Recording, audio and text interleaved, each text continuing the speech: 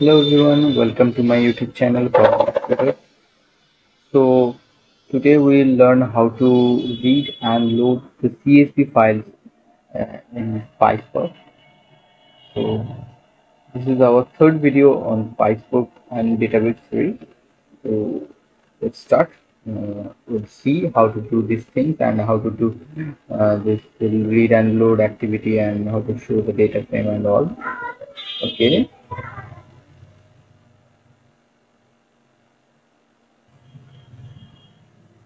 तो ये है CSV फाइल ऑलरेडी मेरे पास है, तो इसको लेके काम करेंगे। ये इसका हेडर भी है,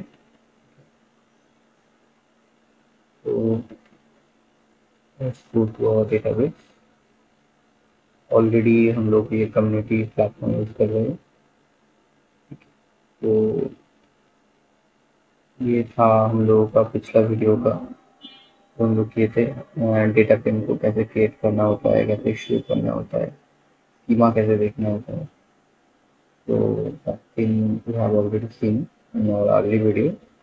तो आप लोगों को ये सब सीखना है तो ये पिछला वाला वीडियो भी देख लीजिए, ठीक है। तो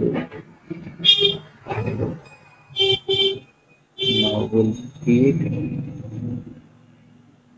now we'll create one new notebook for that.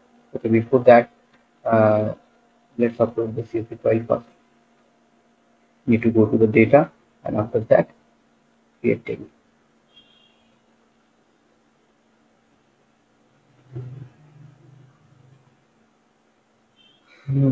So यहाँ पे आके you just need to upload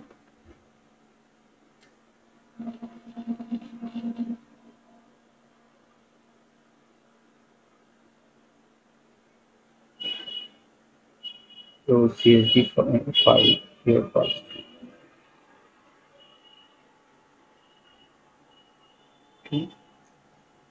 तो अगर आप बिगिनर है तो ये आप यहाँ से डायरेक्टली नोटबुक को ओपन कर सकते हैं। तो यहाँ पे आपको मिल जाएगा कि how to create how to use the CSV file in database. तो यहाँ पे आपको एक सैम्पल कोड मिल जाएगा, ठीक है। तो मेरा रिकमेंडेशन ये रहेगा कि अगर आप बिगिनर है तो फर्स्ट ये वाला कोड गो थ्रू कीजिए, उसके बाद आप खुद नोटबुक बना के अपना खुद का कोड लिख सकते हैं, ठीक है। तो यहाँ पे देखते हैं, तो ये ऑलरेडी डेटाबेस CSV फाइल और JSON file whatever file guys are using, तो वो सब यहाँ पे अपलोड करने के बाद वो डायरेक्टली नोटबुक बना देता है, ठीक है, for learning purpose as we are using the community platform. तो यहाँ पे जनरली बिगिनर्स लोग ये सीखने के लिए आते हैं, फ्री प्लेटफॉर्म है, तो ये ऑलरेडी बना के देते हैं, ठीक। चलो, तो ऑलरेडी यहाँ पे फाइल लोकेशन ऐड कर दिया गया है, ओके। तो what is where you have put your CSV file database already noted and यहाँ पे ऐड कर दिया। तो file type CSV, info schema false. Info schema अगर फॉल्स होगा तो ये ऑल डेटा को जो जो भी डेटा CSV फाइल में रीड करना चाहते हो वो सब एज ए स्ट्रीम रीड करेगा, ठीक। And first row is header, ये भी फॉल्स कंडीशन में है। तो फर्स्ट रो इन हेडर अगर फॉल्स होगा तो इस ये वाला हेडर को ये ऐसे हेडर नहीं पढ़ पाएगा, ठीक। तो इसको करके देखते हैं, उसके बाद मैं इसको चेंज करके आप लोगों को दिखाऊंगा, ठीक। और delimiter comma as it is CSV file, ठीक। तो ये रहा मेन डेटा फ्रेम क्रिएट करने का code.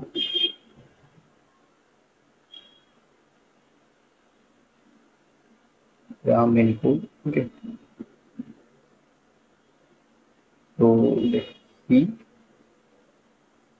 I'll run the cell now, okay।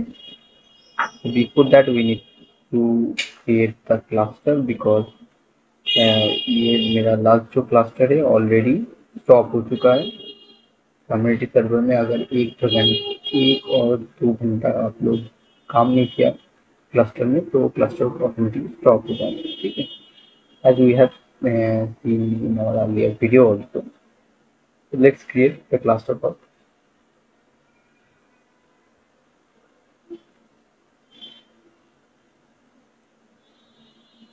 ये माई क्लस्टर बोलते करते हैं, ठीक है।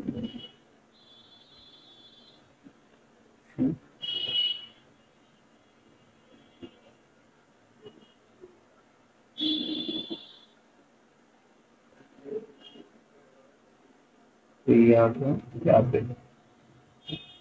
इस पर ये कंप्लीट कर सकें आप माई क्लस्टर बोल के। चलो, और यहाँ पे अभी भी हम लोग कुछ भी चेंज नहीं करेंगे, ठीक है।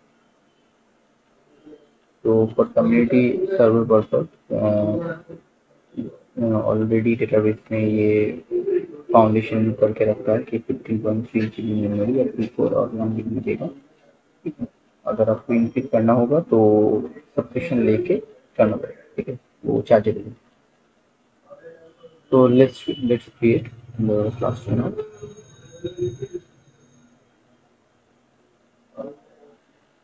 तो ऑलमोस्ट 10 मिनट क्लास तैयार हो गया, ठीक है, एसोसिएटेड। तो हम लोग अपनी नोटबुक में जाएंगे, ये ओपन होगी।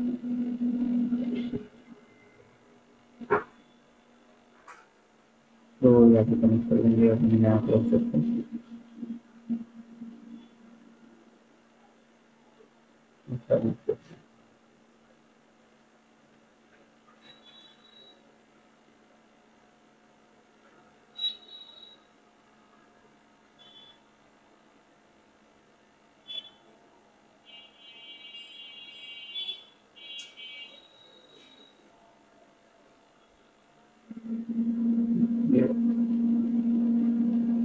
डेटा फ्रेम क्रिएट हो गया एंड डिस्प्ले डिस्प्ले फंक्शन ये फिट भी हो गया डेटा फ्रेम।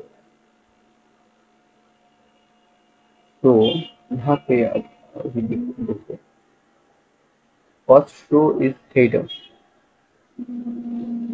तो फॉल्स करके रखे थे, ठीक है। तो थेटर यहाँ पे एज ए फॉल्स पैरामीटर जा रहा है, फॉल्स जा रहा है, ठीक। तो इसको हेडर नहीं लिया इसलिए। इन्फो स्कीमा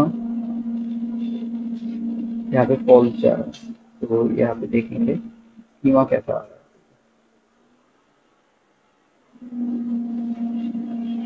इसके बाद ये देखते हैं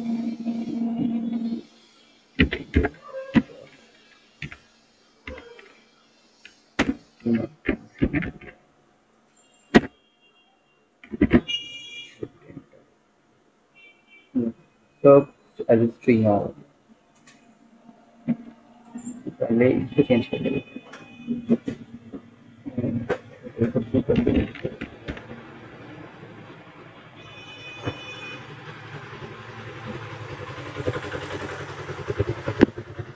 तो हेडर को ट्रू करते ही ये यहाँ पे क्या हो गया, यहाँ पे जो हम लोगों का हेडर था वो हेडर पोजीशन में आ गया और C0 C1 C2 करके यहाँ पे और नहीं है, कॉलम कॉलम नेम करके नहीं आया, ये पूरा हेडर जो है वो कॉलम नेम पे आ गया, ठीक है।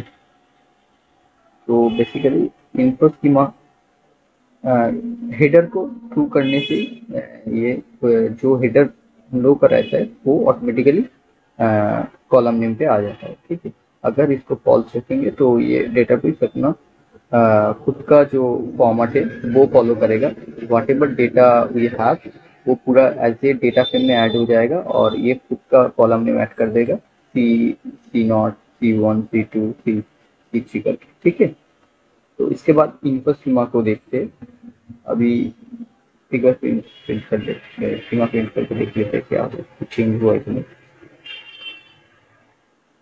कुछ भी चेंज नहीं है, बस नाम चेंज हो गया। तो ईच एंड एवरी कॉलम का नाम चेंज हो गया। तो कॉलम में क्या किस तरह का डेटा है स्ट्रिंग डेटा है, ऑल स्ट्रिंग डेटा है, ऐसा तो नहीं है। सर्किट आईडी यहाँ पे जो है वो इंटीजर में है, ऑल्टीट्यूड, लैटिट्यूड ये भी इंट फॉर्मेट है, फ्लोट में है। ठीक, चलो देखते हैं यहाँ पे क्या है, किसका फॉर्मेट लेगा, क्या सब फॉर्मेट लेगा इसको टू करके, इन सब सीमा को टू पास करो, पास करवाते। ठीक है, ऑप्शन तो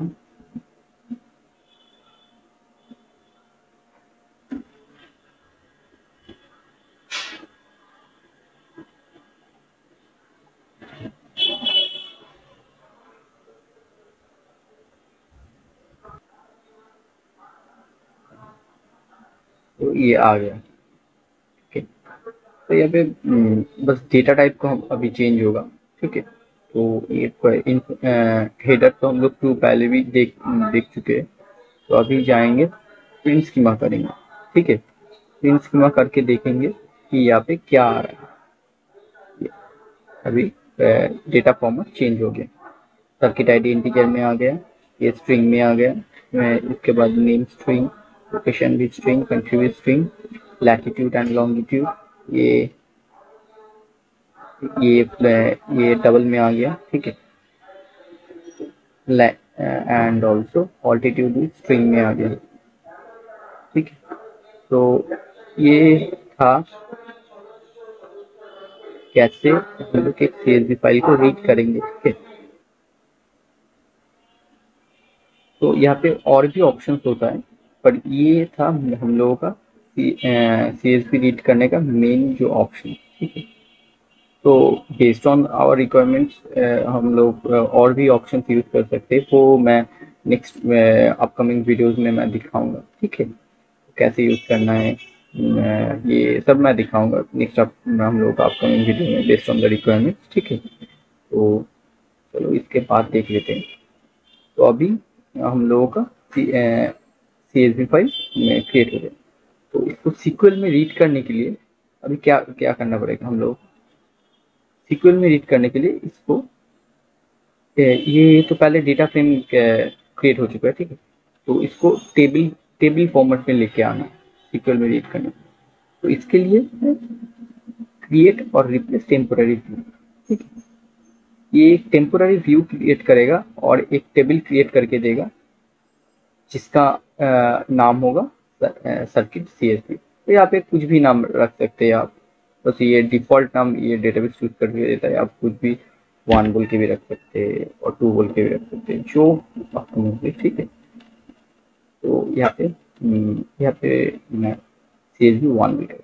ठीक है, तो चलो इसको रन करके देखते हैं।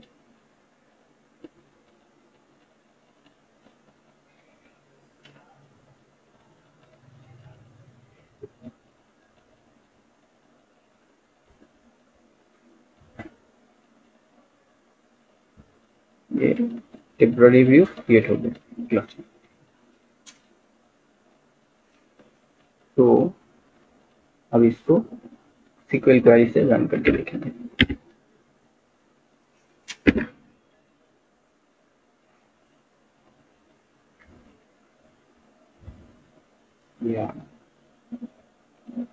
पूरा सेम डेटा टेबल में आ गया। ठीक है, या भी ऐसे टेबल रीड हो रहा है। तो ये था हम लोगों का आज का वीडियो। तो मैं नेक्स्ट वीडियो में और भी डेटा फॉर्मेट के बारे में बताऊंगा, और जो हम लोगों के पास डेटा फॉर्मेट है, pocket file, JSON and Avro, this kind of data format जो हम लोग यूज करते हैं जनरली मार्केट में, तो उसके बारे में भी मैं बताऊंगा। ओके, तो if you like my video, please subscribe my channel, like, share and comment in this video, and share with your friends also, so uh, they will get the benefit of this video. Okay, bye.